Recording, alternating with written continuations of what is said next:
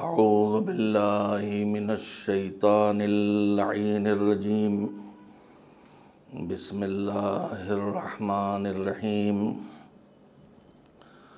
الحمد للہ رب العالمین والعاقبۃ للمتقین والجنۃ للمؤمنین والنار للملحدین والمشرکین والکافرین والمنافقین والصلاة والسلام علی سید الانبیاء والمرسلین سیدنا و نبینا و شفیعنا ابی القاسم محمد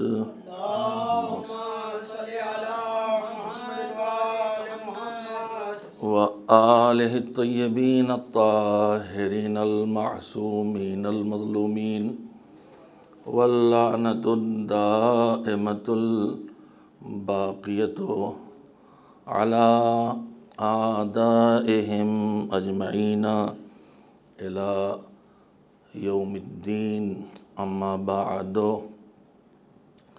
فقد قال اللہ سبحانہ وتعالی فی کتابہ المبین وہو اصدق الصادقین وقولہ الحق بسم اللہ الرحمن الرحیم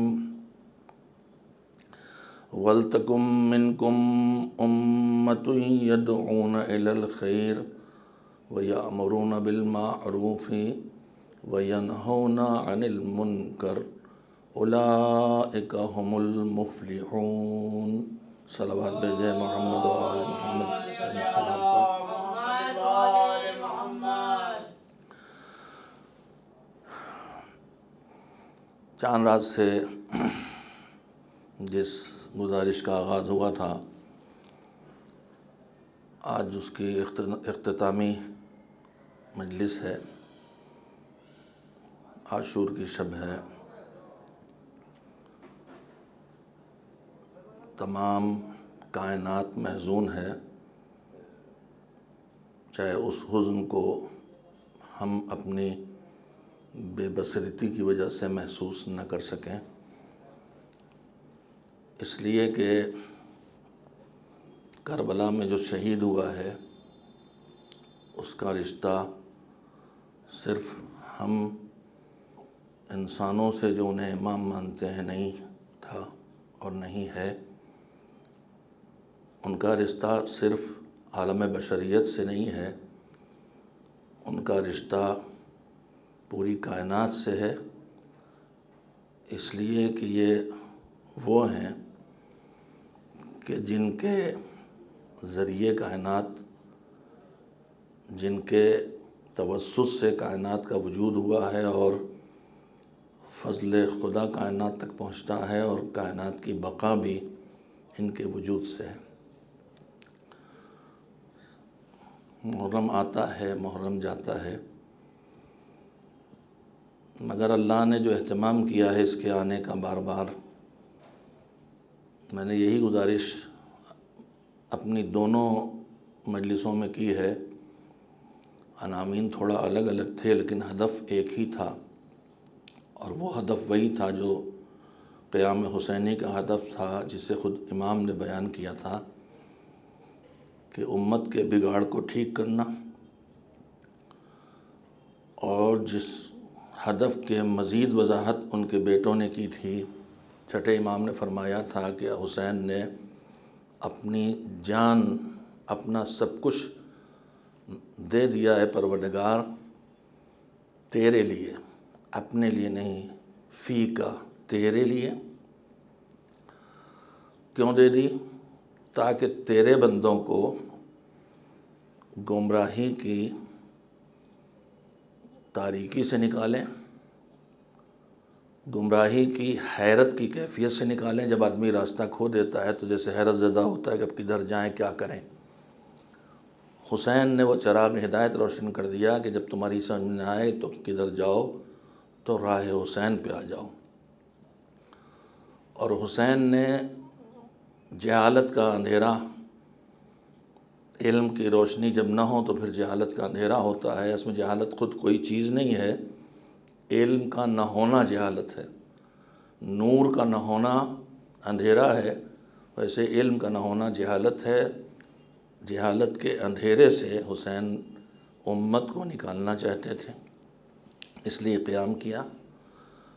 اس اشرے میں موضوع یہ تھا کہ جب اتنا اہتمام ہماری ہدایت کے لیے کیا گیا ہے اور ہماری اصلاح کے لیے الہی انتظامات میں کہیں اور اتنا بڑا انتظام جس میں اس کے بہترین مخلوق لگائی گئی ہو ہدایت کے فریضے کو انجام دینے کے لیے، کہیں اور نہیں دکھائی دیتا، جن میں ایک ایک ہادی نبیوں میں 1,24,000 نبیوں میں جن تک ہم پہنچ سکے ہیں، اور چاہے ہمیں ان کے نام نہ معلوم ہوں، لیکن یہ تو پتہ ہے کہ ہر نبی اور ہر رسول وہی ہوتا ہے جو اپنے دور میں اپنے علاقے میں جتنوں کے بیچ وہ نبی یا رسول یا امام بنا کے بھیجا گیا ہے ان سے افضل اور برتر ہوتا ہے۔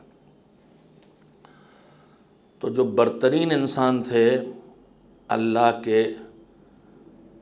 میں کہہ سکتا ہوں خزانے میں، ان کو اس نے اس کام پہ لگایا کہ جو انسان ہیں ان کو ہدایت دی جائے، ان کو گمراہی سے نکالا جائے۔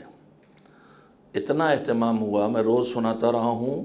پھر کیا بات ہے کہ جیسا اصلاح اور جیسی ہدایت ہمارے اندر دکھائی دینا چاہیے، دن و رات مجلسیں ہوتی ہیں، خطبے سننے کو ملتے ہیں، تقریریں ہوتی ہیں، اصلاحی مضامین چھپتے ہیں، سب کچھ ہوتا رہتا ہے، مگر وہ بگاڑ کیوں نہیں ختم ہوتا جسے ختم ہو جانا چاہیے؟ اور وہ ہدایت ہر جگہ کیوں نہیں دکھائی دیتی؟ کیوں عقیدے بھی بگڑ جاتے ہیں؟ کیوں اعمال بھی خراب ہو جاتے ہیں؟ اور کیوں ہمارے اخلاق بھی بگڑے ہوئے ہیں اور بگڑتے جا رہے ہیں؟ اس سلسلے میں جو میں نے آپ حضرات کی خدمت میں گزارش کی ہے، اس کو سمیٹ کے یاد دلاتے ہوئے بقیہ باتیں جتنی آج کہہ سکتا ہوں جمع کر کے لایا ہوں۔ بنیادی وجہ تھی، پیغمبر نے بتایا تھا، آپ میری طرف توجہ رکھیں حضرات جو تشریف فرما ہیں، یہ کارروائیاں تو ہوتی رہیں گی۔ ایک اور صلوات بھیجیں محمد وعلی محمد۔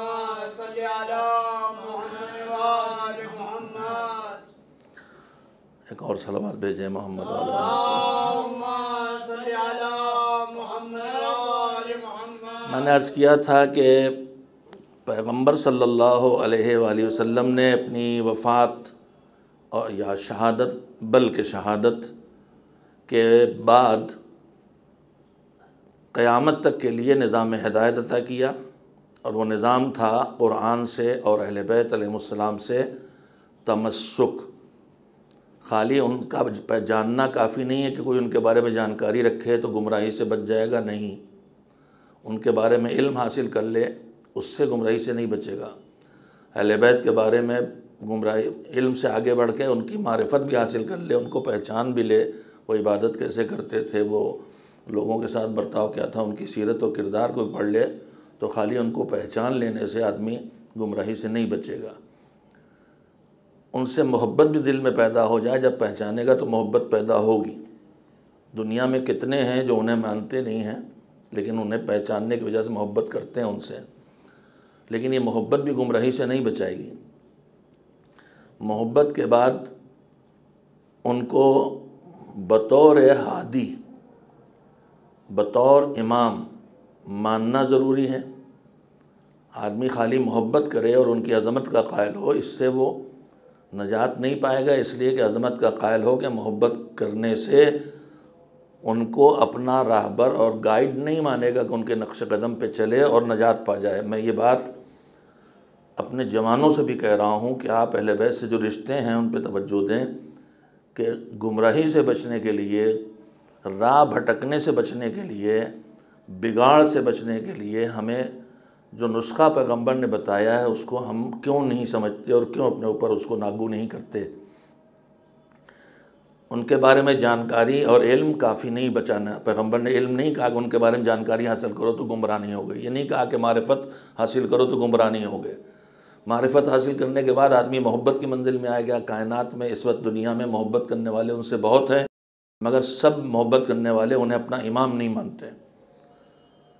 تو کیا خالی محبت کرنے سے نجات پا جائے گا؟ نہیں، ان کو اپنا ہادی، اپنا راہبر اور اپنا امام ماننا ہوگا۔ اللہ نے ان سے محبت کا مطالبہ ہی اسی لیے کیا ہے تاکہ ان کو اپنا راہبر، رہنما، ہادی مان لے انسان، ورنہ خالی محبت کر کے کیا پائے گا؟ محبت جب آتی ہے تو پیروکار بناتی ہے، محبت جب آتی ہے تو جس سے محبت ہوتی ہے اس کی خوشی کا خیال رکھنا سکھاتی ہے۔ تو محبت جب اہل بیت سے ہوگی تو یہ محبت تقاضا کرے گی کہ جو کام انہیں اچھے لگتے ہیں وہی کرو، اور جو کام انہیں اچھے نہیں لگتے ہیں وہ نہ کرو۔ اور اگر یہ محبت ہوگی تو محبت کرنے والا پھر وہی کرے گا جو انہیں اچھا لگتا ہے، اور انہیں کیا اچھا لگتا ہے کیا اچھا نہیں لگتا یہ پوری دنیا جانتی ہے کہ انہیں اچھے کام اور نیکیاں اچھی لگتی ہیں، انہیں برے کام اور گناہ اور اللہ کی نافرمانی اچھی نہیں لگتی۔ اگر سمیٹ لیا جائے تو انہیں اللہ کی اطاعت و عبادت اچھی لگتی ہے، اللہ کی معصیت انہیں اچھی نہیں لگتی۔ یہی شب عاشور ہے۔ اسی شب عاشور میں جب لشکر یزید نے حملہ کر دیا تھا شام کو، تو امام نے مہلت لی تھی، اس مہلت لینے میں حضرت ابو الفضل کے ذریعے جو کہلایا تھا اس میں ایک جملہ یہ تھا کہ ہمیں ایک رات اور مہلت دے دیں، ہم عبادت کر لیں، اس لیے کہ ہمیں اپنے پروردگار کی عبادت کا انجام دینا اچھا لگتا ہے، ہمیں پسند ہے۔ تو حسین کو اگر عبادت پروردگار پسند ہے تو پھر محب حسین، عزادار حسین جو بھی ہے اسے حسین کی پسند محبت ہے تو ان کی پسند کا خیال رکھ کے کرنا ہوگی، تو پھر وہ عبادت گزار بنے گا، محبت پہ نہیں رکے گا، خالی عزاداری پر جو خود عبادت کا ایک حصہ ہے مگر اسی پہ نہیں رکے گا، اطاعت و عبادت پروردگار تک جائے گا، جو عبادت پروردگار حسین کو پسند تھی۔ حسین نے رات کاہے میں گزاری؟ روزہ رکھنے کا وقت نہیں تھا، حج کرنے کا وقت نہیں تھا، عمرہ کرنے کا وقت نہیں تھا، تو حسین نے رات کاہے میں گزاری؟ جتنا وقت تھا تلاوت کا وقت تھا تو تلاوت کر کے رات گزاری، نماز پڑھنے کا وقت تھا، گنجائش تھی تو نمازیں پڑھ کے وقت گزارا، اور اگر تسبیح و تحلیل کر کے وقت تھا کرنے کا تو وہ کر کے گزارا۔ شب عاشور کی تاریخ پوری یہی لکھی ہوئی ہے کہ پورے حسین کے خیموں سے ایسی آوازیں تسبیح، تحلیل، تکبیر، حمد، نماز، قرآن، تلاوت، دعا، مناجات کی ملی جلی آوازیں اٹھ رہی تھیں، جن میں بوڑھوں کی آوازیں بھی، جن میں جوانوں کی آوازیں بھی، جن میں بچوں کی آوازیں بھی۔ اور جب سب اپنی اپنی جگہ نماز پڑھ رہے ہیں، دعا کر رہے ہیں، تلاوت کر رہے ہیں، تو کمسین بچے بھی جس گھر میں ہوتے ہیں اس ماحول کو دیکھتے ہیں۔ تو میں تاریخ میں تو نہیں پڑھا لیکن مجھے اطمینان ہے کہ سکینہ بھی کہیں تسبیح ہے، دادی کی تسبیح پڑھ رہی ہوں گی، محمد باقر بھی کہیں مصلی میں بیٹھے ہوئے اپنے دادا کی طرح نماز پڑھ رہے ہوں گے۔ کبھی یہ اللہ اکبر کہہ دیتے ہیں اور کبھی ان کی زبان پہ اللہ اکبر آتے آتے العطش کی صدا بھی آ جاتی ہے، اس لیے کہ عالم میں، پیاس کے عالم میں یہ جہاد کر رہے ہیں، عبادت کر رہے ہیں۔ تو پوری کربلا مل کے عبادت کر رہی ہے، حسین کی کربلا، اور کربلا حسین کی ہے۔ روایت ہے کہ ایسی آوازیں رات بھر آتی رہیں کدوین نحل، جیسے شہد کے چھتے میں بہت سی شہد کی مکھیاں جب ایک ساتھ بولتی ہیں تو جیسے ان سے ایک آواز نکلتی ہے، ایک نغمہ سا پیدا ہوتا ہے، ایسا نغمہ پیدا ہوتا رہا رات بھر عبادت کی آوازوں کے ذریعے۔ تو حسین کی پسند کیا ہے؟ عبادت، جس کے لیے مہلت مانگی حسین نے۔ میں نے ایک دن کسی دن بات کہی تھی، میں پھر دہرانا چاہتا ہوں، اپنے جوانوں سے جو عزادار ہیں، جو آج سڑکوں پہ نکل آئے ہیں، جو آج گلی گلی اپنے مولا کے غم میں بے چین تڑپ گھوم رہے ہیں، انہیں ٹھکانے نہیں مل رہے ہیں کہ کہاں کھڑے ہو کے اپنے مولا کا ماتم کر لیں، کہاں جا کے اپنے دل کے بوجھ کو ہلکا کر لیں۔ بیماری آئی ہے، کچھ نظام بنے ہیں جو دشمن ہیں دین کے، جو کوشاں ہیں کہ کسی صورت حسینیت کو فروغ نہ ملے، اور انٹرنیشنل لیول پر وہ نظام بنا دیے گئے کہ جہاں ہماری حکومت بھی مجبور ہے کہ ان قوانین کی پابندی کرے، لیکن ہم تو بے چین ہیں، ہمارے جوان بے چین ہیں، کہاں جا کے آنسو بہائیں؟ میں ویسے طے کہوں گا کہ سڑکوں پر بے چین ہو کے ٹہلنے کے بجائے اپنے اپنے گھروں میں جا کے بیٹھو اور وہاں فرش ادا بچھا لو اور وہیں ماتم کرو، اور اسی فرش ادا کے درمیان مصلی بھی بچھا لینا، تاکہ شب عاشور کے دونوں منظر آ جائیں۔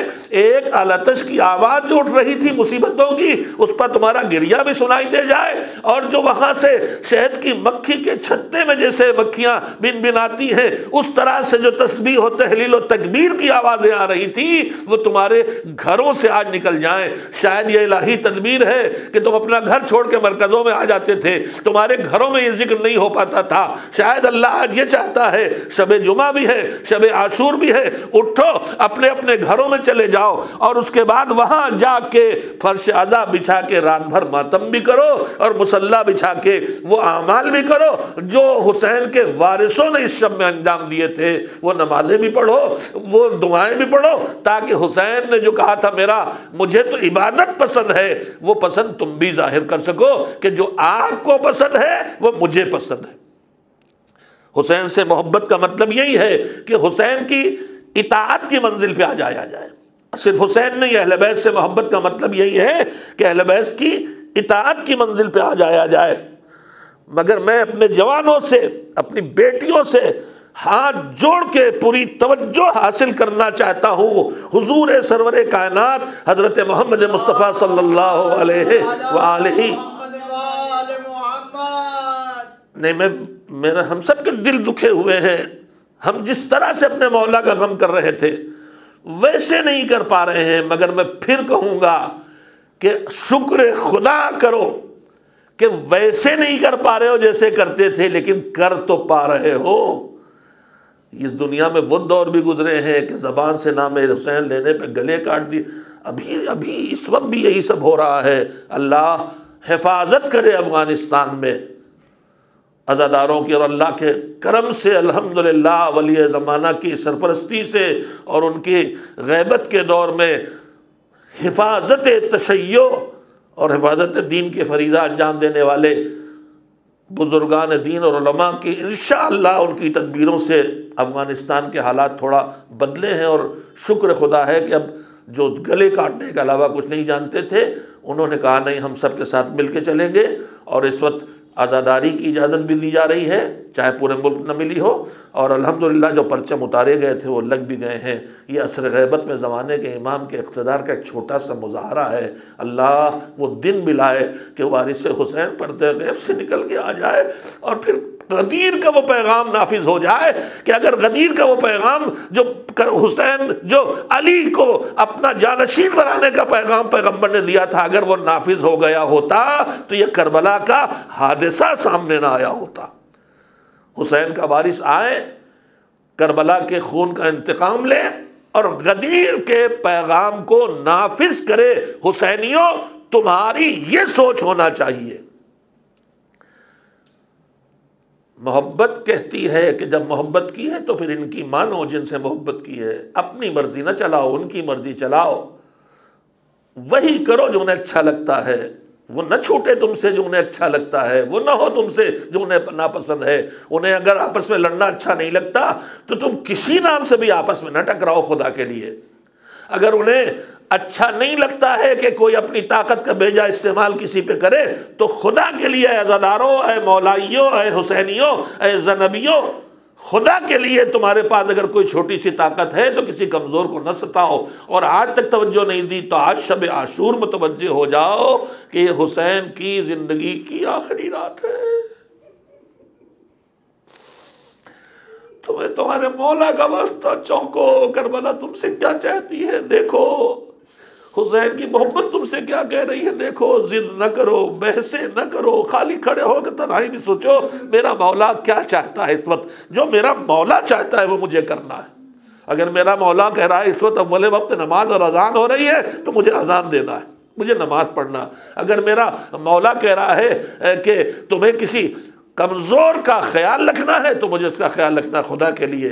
کربلا میں جو اللہ جو قوم حسین نے تیار کی تھی، اس قوم میں کہاں کہاں سے لوگ آئے تھے، الگ الگ ملکوں کے، الگ الگ نسلوں کے، الگ الگ خاندانوں کے بہت بڑے لوگ اور بہت کمزور لوگ بھی تھے، مگر ان میں کوئی ٹکراؤ کہیں نہیں تھا، کوئی اختلاف کہیں نہیں تھا، سب ایک دوسرے کا مددگار تھے، ایک دوسرے کے ساتھی تھے، کسی کو اپنی فکر نہیں تھی، سب کو دوسرے کی فکر تھی۔ عزادارو، وہی کربلا کی فوج کا مزاج بناؤ، چاہے تمہارے علاقے الگ کے ہوں، تم کہیں کے، وہ کہیں کا، وہ کہیں کا، لیکن اب کوئی کہیں کا نہیں، اب سب حسینی ہیں، سب کربلائی ہیں، ایک دوسرے کا خیال رکھ کے جیو، کوئی کسی طاقتور کسی کو ستائے نہیں، اور کسی پر کوئی ظلم کرے تو پھر اس مظلوم کی حمایت کے لیے سب کھڑے ہو جائیں۔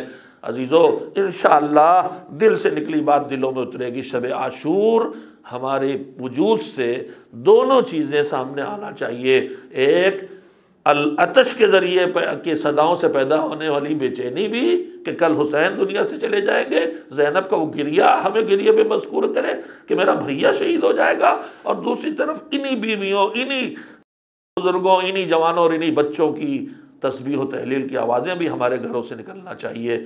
عزیزوں، میں نے بات شروع کی تھی کہ گمراہی کیوں ہوتی ہے، گمراہی کی وجہ کیا ہے؟ ایک لوتا فارمولہ حضور نے دیا حدیث ثقلین میں، تو خالی معرفت ان کی، خالی ان کے بارے میں جانکاری کافی نہیں ہے ہدایت کے لیے، ہدایت یافتہ ہونے کے لیے، گمراہی سے بچنے کے لیے۔ ان سے محبت بھی کافی نہیں ہے جب تک کہ ان سے محبت ان کی اطاعت پہ نہ لے آئے۔ ان کے اوپر، ان کی اطاعت کے منزل پہ آنے کے بعد اللہ نے کہا ہے ابھی تمہیں اور آگے بڑھنا ہے حسین کے چار نثاروں، خالی اطاعت حسین پہ نہ چلو، جو کہیں تو کر دو، اتباع پہ آ جاؤ، اہل بیت کی چشم و ابرو پہ نگاہ ڈالو۔ عباس کی زندگی حسین کے ساتھ جو گزری ہے کیسی گزری ہے؟ خالی زبان سے آقا کہا تھوڑی ہے، پوری زندگی ویسا برتاؤ کیا ہے جیسے آقا، کہ جو آپ سوچیں گے اس سے الگ میں سوچوں گا نہیں، کرنا تو دور کی بات ہے، اپنے آپ کو اہل بیت کے حوالے اس طرح سے کر دو کہ جو ان کی سوچ ہے وہ تمہاری سوچ بن جائے، جو وہ کہیں نا ہمیں خود پتا ہو کہ انہیں اچھا کیا لگتا ہے وہ ہم کریں، اور انہیں جو برا لگتا ہے اس سے بچیں، یہ ہے اتباع۔ اور یہاں پہ بھی آ کے اس کے بعد اب پیغمبر کہتے ہیں جب اتباع کی منزلوں تک آ گئے تو اب اور اپنے کو اہل بیت کے قریب لاؤ، اور زندگی کے ہر مرحلے میں ان سے اپنے کو جوڑے رکھو۔ دسترخوان پہ بیٹھو تو دیکھو اہل بیت نے کیا سکھایا ہے، بازار میں جاؤ تو دیکھو اہل بیت کی سیرت یہاں پہ کیا ہوتی تھی، مسلے پہ کھڑے ہو تو دیکھو اہل بیت کی سیرت یہاں کیا ہوتی تھی، مسجد میں جاؤ تو اہل بیت کی سیرت کیا ہوتی تھی، کسی سے جھگڑا ہو جائے تو دیکھو اگر ان کا جھگڑا کسی سے ہو جاتا تھا تو ان کی روش کیا ہوتی تھی، کسی سے بہت پکی دوستی ہو جائے تو دیکھو پکی دوستی میں کیا وہ دوست کی حمایت کرتے تھے یا حق کی حمایت کرتے تھے۔ اگر تمہارے اندر یہ کیفیتیں پیدا ہوں جو اہل بیت کی سیرت کے نمونے پوری زندگی تمہارے سامنے موجود ہیں، تب تم ہدایت کی راہ تک پہنچو گے، جس کا نام تمسک ہے۔ میں نے روز آپ حضرات کی خدمت میں بات کی ہے کہ ہمارے سامنے بہت نمونے ہیں ماشاءاللہ سے، اور خاص کر کے اہل بیت علیہ السلام کے بہت نمونے، پھر بھی ہم کیوں نہیں سدھرتے؟ ہمارے ایک طرف ہماری عبادات کی طرف توجہ پھر بھی غنیمت ہے، اب مسجدیں آباد ہیں، اب ہمارے جوان بھی نماز پڑھ رہے ہیں، الحمدللہ آج ہمارا جوان بزرگوں سے زیادہ دین کی طرف متوجہ ہے۔ بزرگ داڑھی مونڈتے دکھائی دیں گے، جوان نہیں، جوان دین کی طرف متوجہ۔ ہماری دینی مجالس، محافل، دعاؤں کے جلسے جوانوں سے پر ہو رہے ہیں، مگر اس سب کے باوجود خالی دین کے کسی ایک حصے کو اپنانے لا کافی نہیں ہے کہ ہم نمازی بن گئے، ہم عزادار ہو گئے، ہم صرف زیارت پہ لگ گئے، زیارت کر رہے، ہم لوگوں کو کھانا کھلانے پہ لگ گئے، کھانا کھلا رہے۔ دین کے کسی ایک ٹکڑے کو اپنانا نہیں ہے، پورے دین کو اپنانا ہے، اہل بیت سے وابستہ ہو کے پورے دین کو اپنانا ہے، قرآن سے وابستہ ہو کے۔ یعنی ایک طرف جو حقوق اللہ کے ہیں وہ بھی ادا ہوتے رہیں، اور دوسری طرف جو حقوق بندوں کے ہیں وہ بھی ادا ہوتے رہے۔ اگر ادھر ہم نماز پڑھیں تو ادھر چپل کچل کے نہ آئیں، اگر ہم ادھر تبرک بانٹیں تو ادھر مومن کو دھکا نہ دیں، اگر ادھر حسین پہ گریہ کریں تو مجلس سے نکلنے کے بعد ہماری زبان پھر گالیوں پہ نہ چلنے لگے۔ اگر ہمارا ہاتھ سینے پہ ماتم کے لیے پڑ چکا ہے تو ابھی ہمارا ہاتھ جھگڑے میں کسی مومن کے ہاتھ کی طرف نہ اٹھے۔ اگر ہماری ہاتھ اللہ اکبر کہہ کے اٹھ گئے اور اللہ کو بڑا مان لیا ہے تو پھر یہ ہاتھ اب کسی نامحرم کی طرف نہ جائیں۔ یہ پورے دین کو اپنانا، حسین کو پہچاننا ہے، اہل بیت کو پہچاننا ہے اور ان کو ماننا ہے۔ کیوں اثر نہیں ہوتا ہمارے اوپر؟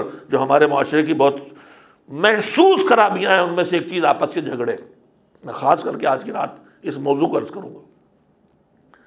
کربلا میں اللہ کی عبادت کے ساتھ ساتھ بندوں کے حقوق کی ادائیگی کا سب سے اونچا نمونہ ہے۔ کربلا میں ہر ماں رات بھر کیا سمجھا رہی تھی؟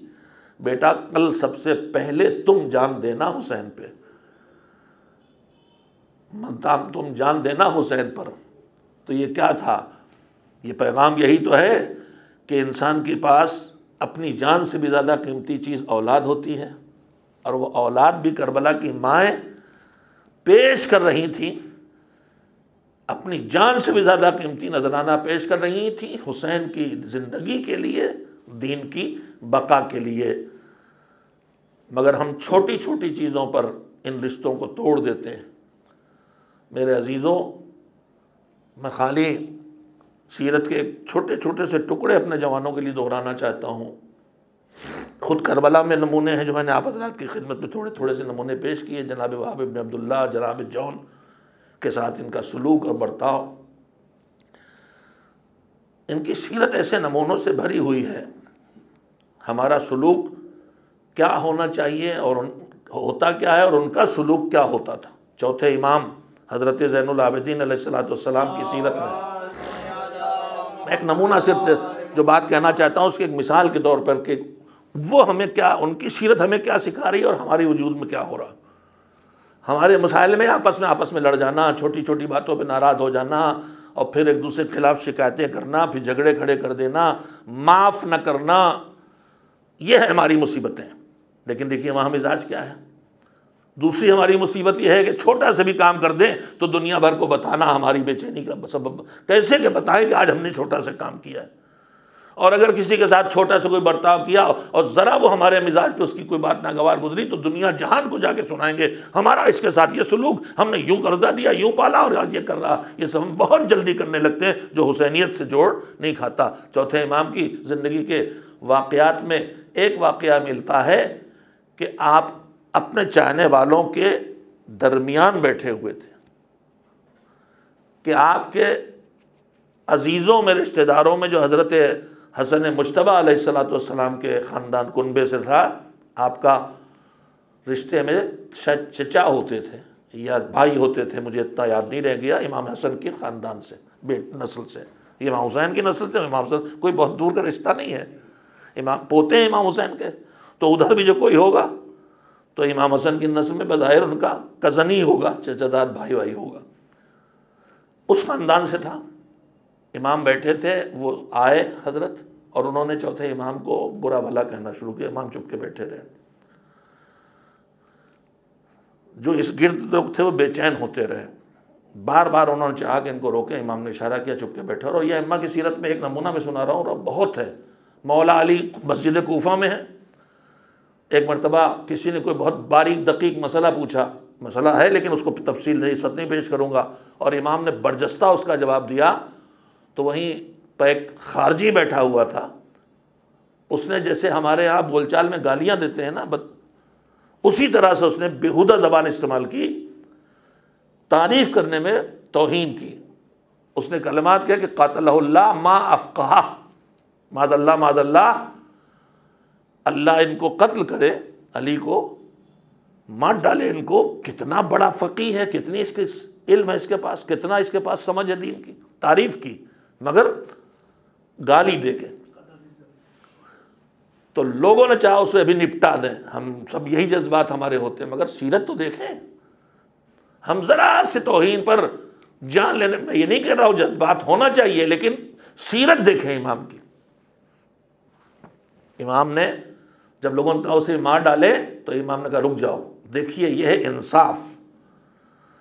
اس نے کیا کیا؟ امام کو گالی دی ہے نا۔ تو نظام اسلام میں عام قانون سب کے لیے، امت میں مجھے اگر کوئی گالی دے تو مجھے کیا حق بنتا ہے؟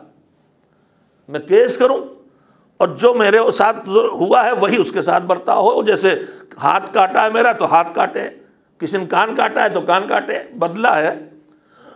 تو امام نے فرمایا کہ چھوڑو، اس کے بعد جملے کہے کہ سبن بسب او عفو، مارو گے کیسے اس کو؟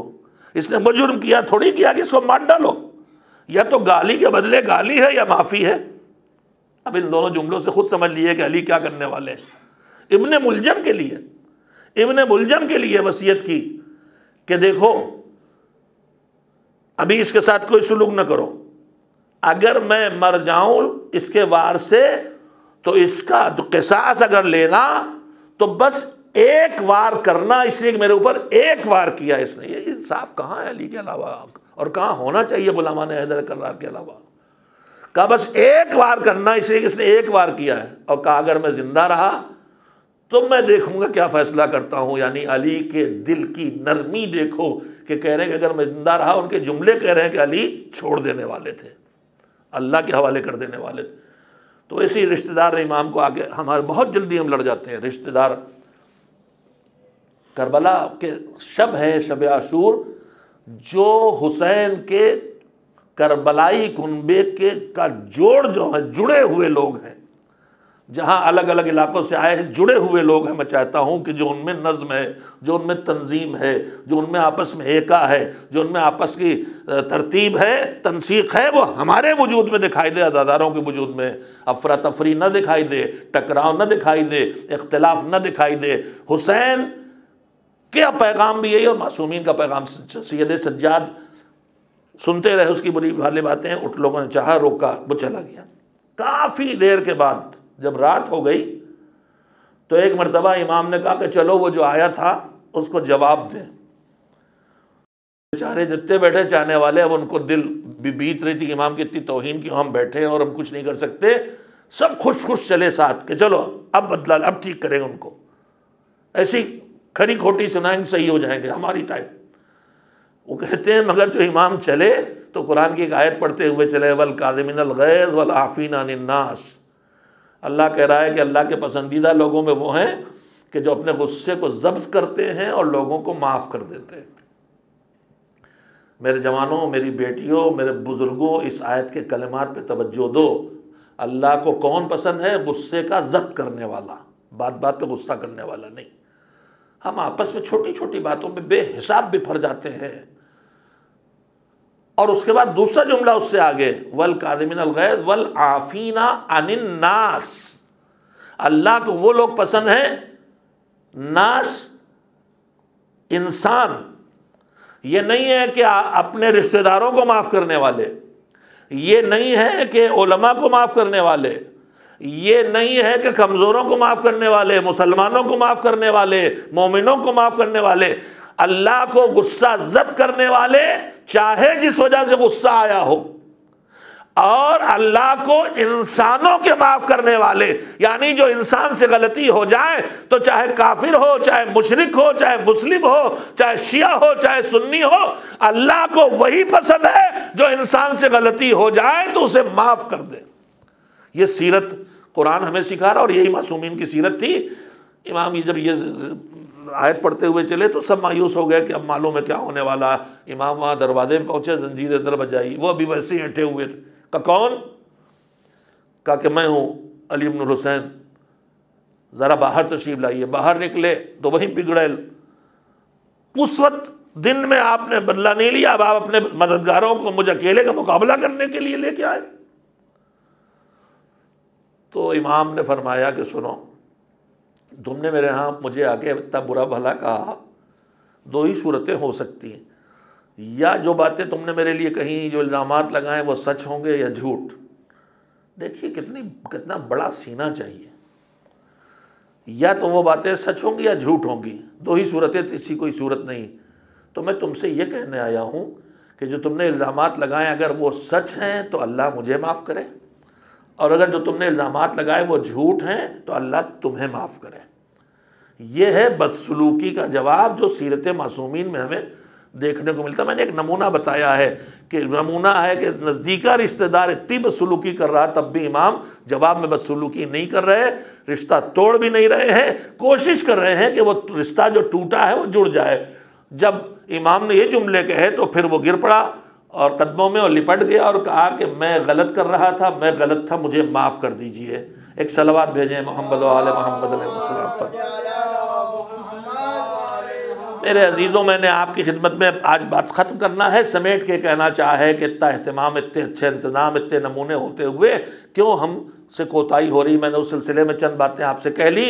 ان میں اہم ترین بات یہ ہے کہ ہماری ساری کمی قرآن اور اہل بیت سے فاصلے پیدا ہونا ہے، قرآن اور اہل بیت سے ہمیں رچ بس جانا ہے، ان کو اپنے وجود میں رچا بسا لینا جو قرآن کہتا ہے، اور جو اہل بیت کی ارشادات اور جو ان کی سیرتیں اسے اپنے وجود میں رچا بسا لیں گے تو گمراہی ہمارے پاس نہیں آ سکتی۔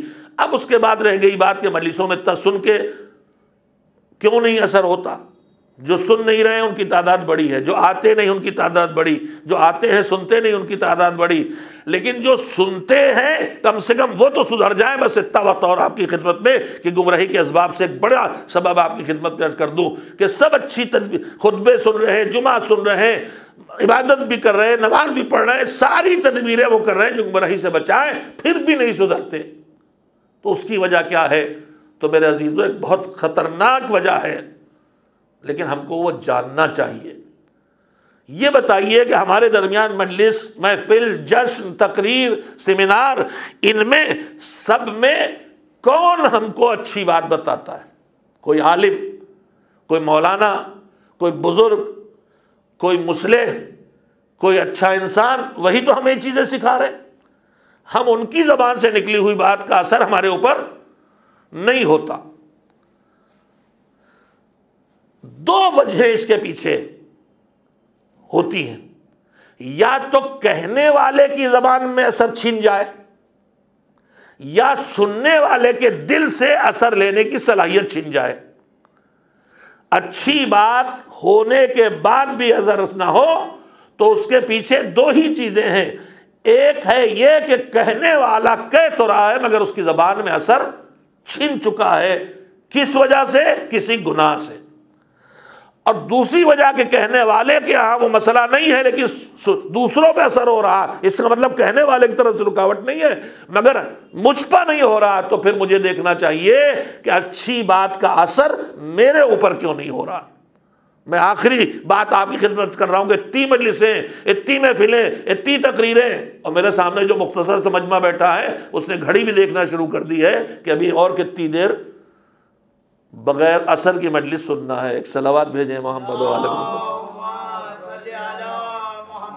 اور یہاں سننے والے کی کمی نہیں ہے، کہنے والے کمی میں ابھی عرض کیے دیتا ہوں۔ ساری مجالس اور تقریروں اور خطبوں کے باوجود ہمارے اوپر اثر کیوں نہیں ہوتا جو سب ہونا چاہیے؟ تو دو ہی وجہ ہو سکتی ہیں، یا کہنے والے کی زبان میں اثر نہیں ہے، یا سننے والے کے دل میں اچھی بات قبول کرنے کا اثر نہیں ہے۔ آخری بات عرض کر رہا ہوں، کچھ پوائنٹس اور بھی تھے لیکن اب وقت نہیں رہ گیا۔ میرے عزیزو، زبان سے اثر کب چلا جاتا ہے آدمی کے؟ جب وہ جو کہے وہ کرے نا، جو کہہ رہا وہ خود نہیں کرتا، اس کی مخالفت کرتا ہے، تو کبھی اس کی زبان میں اثر نہیں آئے گا۔ جسے کہتے ہیں عالم بے عمل اور بد نصیب ترین انسان وہ ہے کہ جو دوسروں کو نیکیاں سکھائے اور دوسرے اس سے سیکھ کے اچھے کام کرنے لگے اور یہ خود اپنے کو ٹھیک نہ کرے۔ قیامت میں پچھتانے والوں کا ذکر آیا ہے کہ کون کون لوگ قیامت میں پچھتائیں گے۔ مثلا ان میں وہ پیسے والے ہیں کہ جنہوں نے اپنے پیسے میں جو اللہ نے واجبات رکھے تھے، خمس رکھا تھا، زکوٰۃ رکھی تھی، فطرہ رکھا تھا، غریبوں کی مدد رکھی تھی، وہ سب کچھ نہیں کیا، خوب پیسہ کمایا اور بچا کے چھوڑ کے چلے گئے۔ تو اب اس پیسے میں واجبات نہیں دے کے گئے تو اسی پیسے کی وجہ سے ان کو جہنم کی سزا، اور جو چھوڑ کے گئے تو وارثوں نے اسی پیسے کو اچھے کاموں میں لگایا، اسی پیسے سے غریبوں کی مدد کر دی، اسی پیسے سے مسجد میں تعاون کر دیا، اسی پیسے سے مجلس کا اہتمام کر لیا، تو اسی پیسے کی وجہ سے یہ جنت کے حقدار ہو گئے۔ تو یہ دولت مند پچھتائے گا کہ پیسہ میرا اور میں اس کی وجہ سے جہنم چلا گیا اور میرے پیسے کا صحیح استعمال کر کے یہ جنت چلے گئے۔ یہ ہے پچھتانے والے۔ انہی پچھتانے والوں میں وہ واعظ ہے، وہ عالم ہے کہ جو اپنے علم سے دوسروں کو راستہ دکھائے اور اس کے علم پر عمل کر کے دوسرے سدھر جائیں اور جنت چلے جائیں، اور یہ خود اپنے علم پہ عمل نہ کرے تو اس وجہ سے یہ خود جہنم کا حقدار ہوگا۔ شیخ بہائی رحمۃ اللہ علیہ کی سیرت میں ایک تذکرہ پڑھنے کو ملتا ہے کہ شیخ بہائی کہیں جا رہے تھے تو ایک شہر میں مسجد سے گزر ہوا تو دیکھا ایک بہت بڑا مجمع ہے اور ایک خطیب ان کے سامنے بہت اچھی تقریر کر رہا ہے، بہت اچھی گفتگو کر رہا، موعظہ کر رہا، حدیثیں پڑھ رہا، روایتیں پڑھ رہا ہے، لیکن مجمع پہ کوئی اثر نہیں ہے۔ مجمع سن نہیں رہا، بے چین بیٹھا ہوا ہے، سن نہیں رہا۔ تو یہ چونکہ یہ علماء ہے نا، ان کا کام اصلاح کرنا، کسی کی محنت ضائع جا رہی ہے تو اسے ٹھیک کیا جائے۔ وہ سمجھ گئے معاملہ کیا ہے، کچھ نہ کچھ گڑبڑ ہے۔ اس خطیب کے گھر پہ آئے، زنجیر در بجائی، اس سے پوچھا، زوجہ تھی، اس سے پوچھا کہ بتاؤ کہ تمہارا یہ شوہر جو عالم اور خطیب ہے، امام جماعت ہے، یہ کوئی بڑا گناہ کرتا ہے؟ تو اس نے کہا میں تمہیں کیوں بتاؤں، دیکھیے مومنہ تھی، اسے میں تمہیں کیوں بتاؤں، کرتا ہے تو ہو جانے، اس کا خدا جائے، تم سے کیا مطلب۔ تو امام نے کہا کہ نہیں، بات یہ، شیخ بھائی نے کہا نہیں، بات یہ ہے کہ میں نے یہ صورتحال دیکھی ہے تو میں اس لیے پوچھ رہا ہوں، میں اصلاح کرنا چاہتا ہوں۔ تو اس خاتون نے کہا ہاں بہت بڑا گناہ کرتا ہے۔ کہا کیا کرتا ہے؟ کہا گھر میں آ کے وہ شراب پیتا ہے۔ تو شیخ بھائی نے کہا کہ شراب پیتا تو تم نے منع نہیں کیا اس کو کہ تم عالم ہو، تم واعظ ہو، خطیب ہو، مسجد میں پیش نماز ہو، شراب پیتے ہو، تم نے منع نہیں کیا؟ تو زوجہ نے کہا نہیں، میں نے منع تو کیا، مگر وہ پڑھا لکھا آدمی ہے، وہ ایسا جواب دے دیتا ہے مجھے کہ میں لاجواب ہو جاتی ہوں۔ تو شیخ بھائی رحمۃ اللہ علیہ نے کہا کہ کیا جواب دے دیتا ہے؟ تو اس نے کہا کہ جب وہ شراب پینے لگتا ہے اور میں اس سے کہتی ہوں کہ مت پیو، شراب حرام ہے، گناہ ہے، تو وہ کہتا ہے کہ اللہ رحمان الرحیم ہے، بخش دے گا۔ دیکھیے گمراہی کے اسباب میں ایک سبب ہی مس کانسیپٹ ہے، دین کو صحیح نہ سمجھنا۔ جیسے یہ عالم ہو کہ بھی نہیں سمجھا، کہ اللہ رحمان الرحیم ہے، بخش دے گا۔ کہا جب وہ یہ کہتا ہے تو پھر میری سمجھ میں چپ ہو جاتی ہوں کہ ہاں واقعی اللہ رحمان الرحیم ہے، بخش دے گا۔ شیخ بہائی نے کہا اب جو آئے، اصلاح کے لیے گئے تھے نا، تو ایسا کرنا کہ جب وہ کہے کہ اللہ رحمان الرحیم ہے، بخش دے گا، تو تم اس سے کہنا کہ اگلی آیت بھی تو پڑھو۔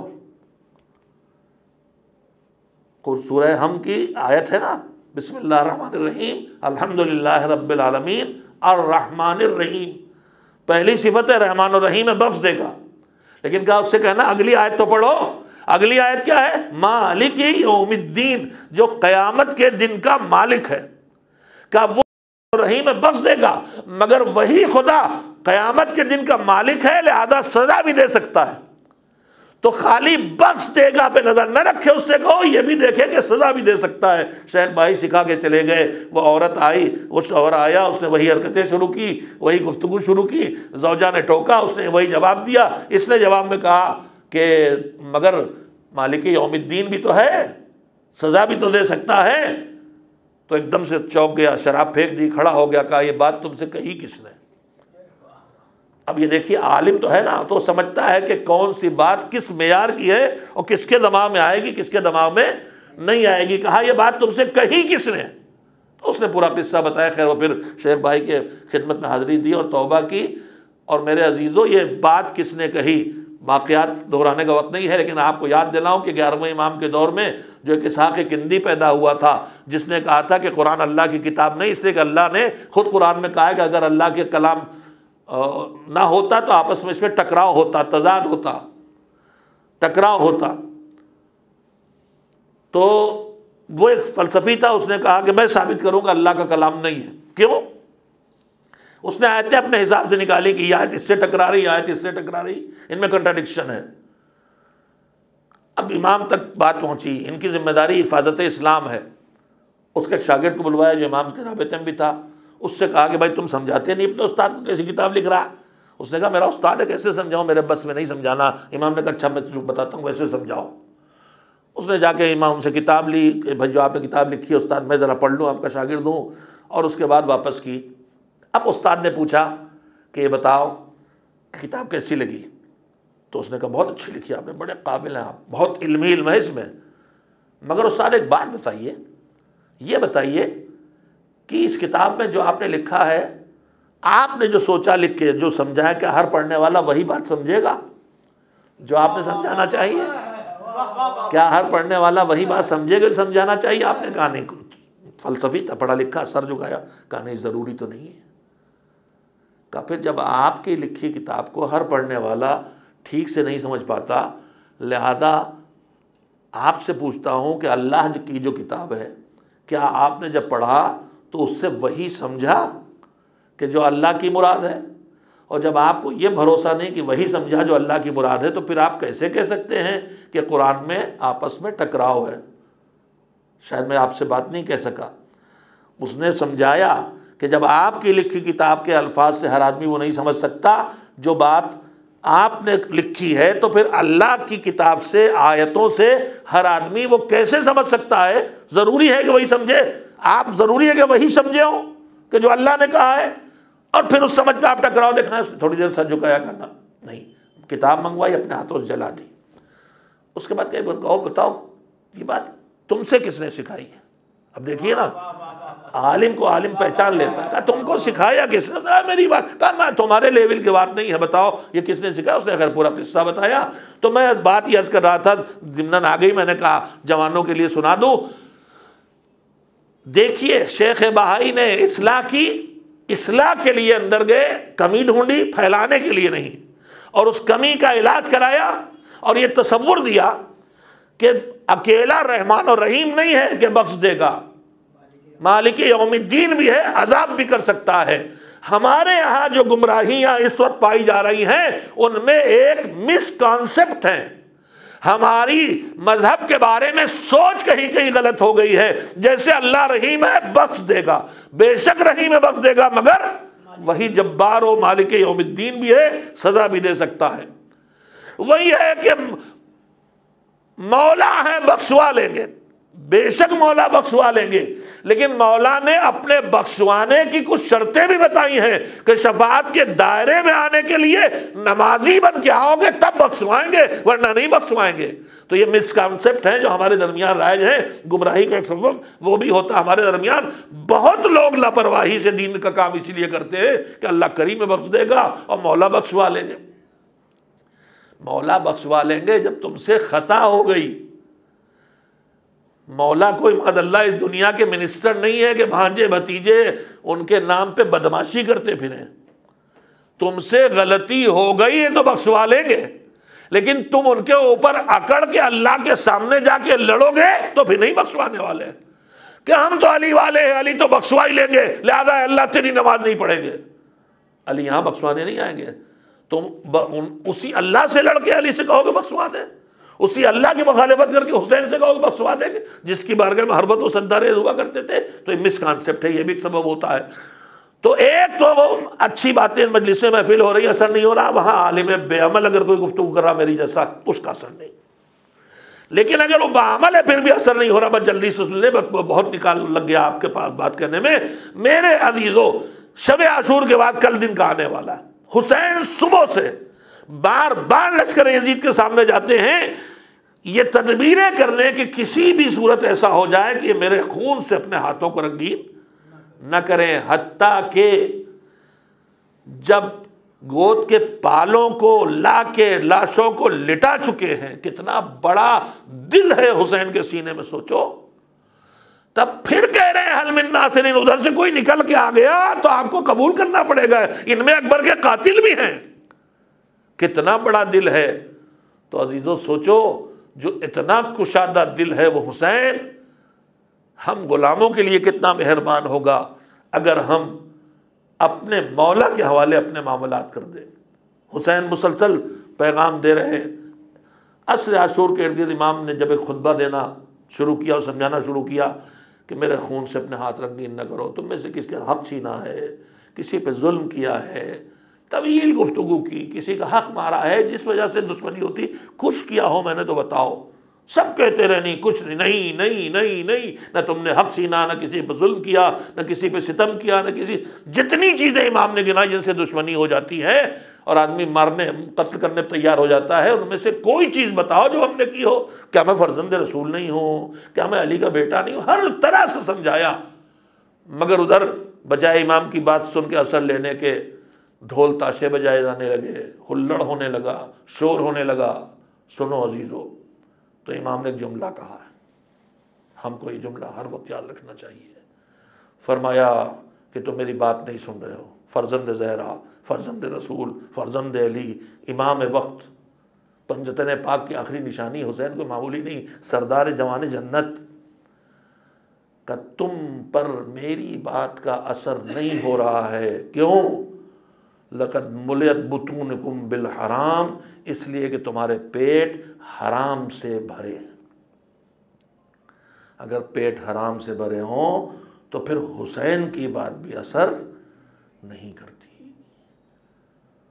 اے غلامان حیدر کرار، اے عزاداران امام مظلوم، خدا کے لیے اتنی کوشش کرو کہ تمہارے ننھے بچوں کے پیٹ میں بھی کبھی کوئی نجس غذا نہ جانے پائے۔ ہمارے معاشرے میں کم لوگ ہیں جو لوٹ مار کر کے چوریاں کر کے کھا رہے ہیں، سب نہیں ایسے، لیکن ہمارے معاشرے میں نجس کھانے سے پرہیز بہت تیزی سے گھٹ رہا ہے۔ عزیزو، اس کا بڑا نقصان سمجھ رہے ہیں کیا ہے؟ اگر یہ نجس کھانا جو حرام ہے میرے پیٹ میں جائے گا تو میرے اندر سے اچھی بات کا اثر لینے کی صلاحیت چھین لے گا۔ اگر میں نے بچوں کو نجس کھانے کھلا کے پالا تو یہ وہ زہر انہیں دے رہا ہوں کہ جس زہر کی وجہ سے اس معصوم بچے کا دل اچھی باتوں کو قبول کرنے کے لائق نہ رہ جائے گا۔ بس میں نے اپنی بات کو ختم کیا۔ اثر لینے کے لیے ضروری ہے کہ پیٹ میں غذا پاک جائے، اثر دینے کے لیے ضروری ہے کہ جو کہنے والا کہے اس کی زبان سے جو نکلے اس کی زندگی میں اس پر عمل بھی ہو۔ اور گمراہی سے بچنے کا ایک ہی راستہ ہے اہل بیت کی معرفت اور ان کی سیرت کو دیکھ کے اپنی زندگی میں اس سیرت کو اتارنا۔ ہاں، کربلا بھی ہمیں نہ جانے کیا کیا سکھا رہی ہے۔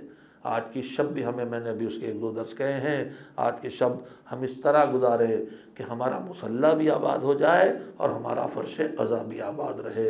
اور کل کا دن بھی دیکھیے، کل کا دن جو جہاد کا دن ہے، کل کا دن جو شہادت کا دن ہے، کل کا دن جو لاشیں اٹھانے کا دن ہے، اس میں بھی صرف شب میں نہیں، حسین دن کا آغاز کرتے ہیں تو نماز صبح کی اذان سے کرواتے ہیں، اور جہاد آگے بڑھتا ہے تو اول وقت نماز مصلی بن جاتا ہے، اور شام غریبہ کی تاریکی آتی ہے تو پھر ایک مرتبہ تپتی ہوئی ریت پر سید سجاد سجدہ ریز ہو جاتے ہیں، اور جب برستے تیروں میں خنجروں میں حسین گھوڑے پہ نہ رک سکے تو زمین پہ آنے کے بعد جو پہلا انتظام کرتے ہیں وہ بارگاہ خدا میں سجدے میں جانے کا اہتمام کرتے ہیں۔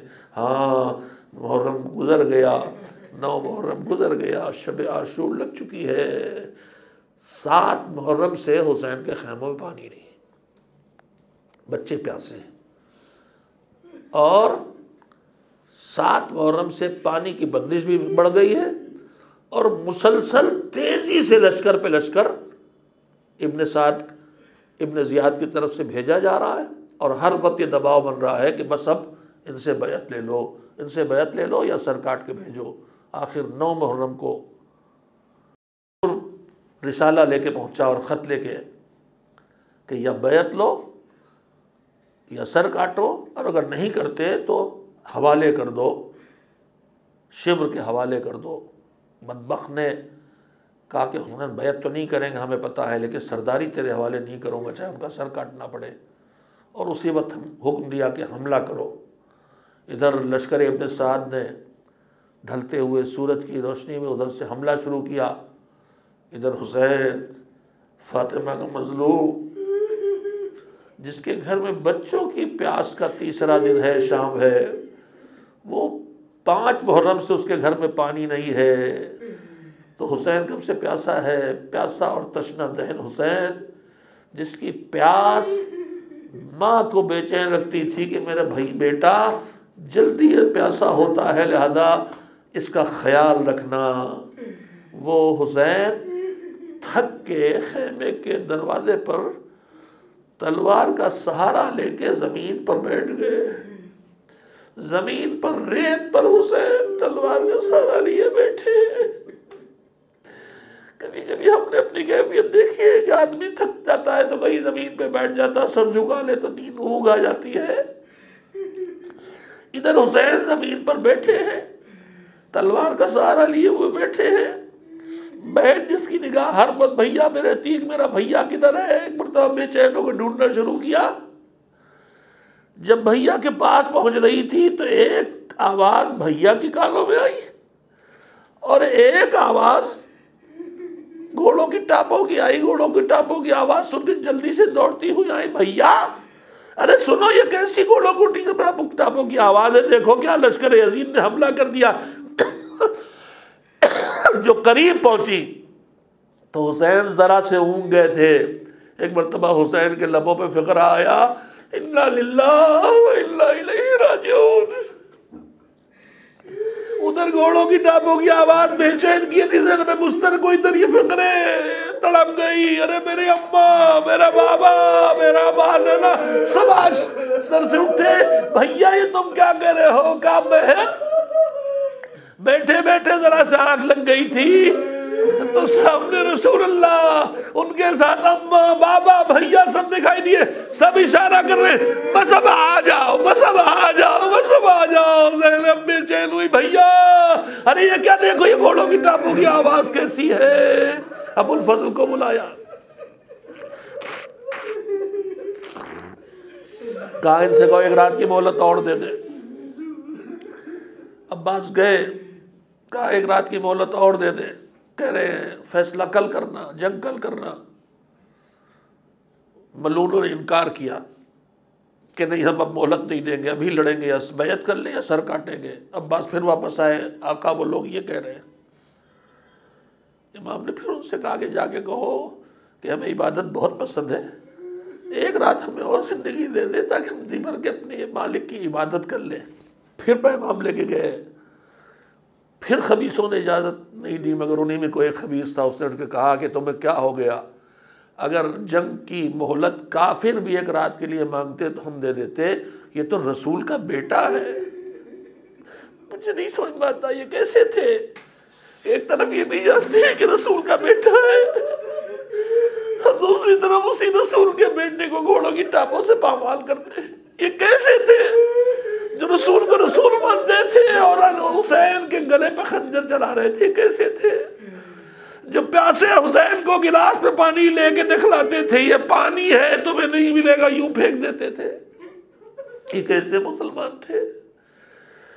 رات بھر کی مہلت ملی، رات عبادت میں گزری۔ ابھی انشاءاللہ رات کے تذکرے بھی دوسری مجلس میں کروں گا، بس یہاں پہ آ کے ایک منظر اور پیش کرتا ہوں۔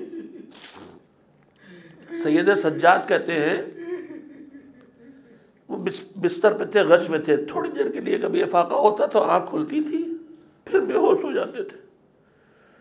کہتے ہیں کہ ایک مرتبہ جو میری آنکھ کھلی تو میرا خیمہ اس خیمے کے پاس لگا ہوا تھا جس خیمے میں اسلحوں کا انتظام تھا، اور وہاں جناب جون حبشی اسلحوں کے اوپر دھار رکھ رہے تھے، وہ اس کے ماہر تھے۔ کہ ایک مرتبہ میرے بابا نے کچھ مایوس کن اشعار پڑھنا شروع کیے کہ زندگی کسی کے ساتھ وفا کرنے والی نہیں ہے، یہ کسی کا ساتھ دینے والی نہیں، اس طرح کے اشعار امام نے پڑھنا شروع کیے۔ سید سجاد کہتے ہیں کہ رات کے سناٹے میں میرے بابا اکیلے میں جو شعر گنگنا رہے تھے میرے کانوں تک آواز پہنچی تو میں بڑا بے چین ہوا، میرا جی جا میں دھاڑے مار مار کے روؤں اپنے بابا کی بے کسی پر، مگر میں نے آوازیں روک دی، سسکیوں سے بدل دی کہ کہیں میری بے چینی کی آواز اگر پھوپھی تک پہنچ گئی، اماں تک پہنچ گئی تو بڑی بے چین ہوگی۔ میں نے اپنا گلا دبا گھونٹ دیا، گریا روک لیا، سسکیوں سے بدل دیا، مگر بابا کی آواز پھوپھی اماں تک پہنچ گئی۔ پھوپھی اماں سر پیٹتی ہوئی آئی، میرے بھیا یہ کیا کہہ رہے ہو؟ ارے میرے بھیا، ارے آج لگتا ہے نانا کا سایہ اڑ گیا، آج لگتا ہے بابا کا سایہ اڑ گیا۔ ارے بھیا کوئی راستہ نہیں ہے کہ ہم واپس چلے جائیں؟ عجیب کیفیت ہے کہ اللہ ترک القتال، اگر تھوڑی مہلت دیتے تو ہم کیوں مرنا چاہتے، مگر اب ہمارے پاس ماں ہے، شہادت کے علاوہ کوئی راستہ نہیں۔ کہ بھیا جا رہے ہو تو کوئی راستہ ہے کہ ہمیں مدینے کی طرف بھیج دو؟ کہا نہیں بہن، اب کوئی راستہ نہیں رہ گیا، ہمیں شہید ہونا ہے، تمہیں قیدی ہو کے دیار پھر آیا جانا ہے۔ یہ وہ مقتل ہے، یہ وہ مصیبت ہے جو خود حسین اپنی شہادت سے پہلے پڑھ رہے تھے۔ پھر تو حسین کا کٹا ہوا سر تھا اور زینب و ام کلثوم کے نوحے تھے۔ وَسَيَعْلَمُ الَّذِينَ ظَلَمُوا ایام القلبی ینقلبون الا لعنت اللہ علی القوم الظالمین اللہم تقبل منا انک انت السمیع العلیم. ماتم حسین، ماتم سید الشہداء. یا حسین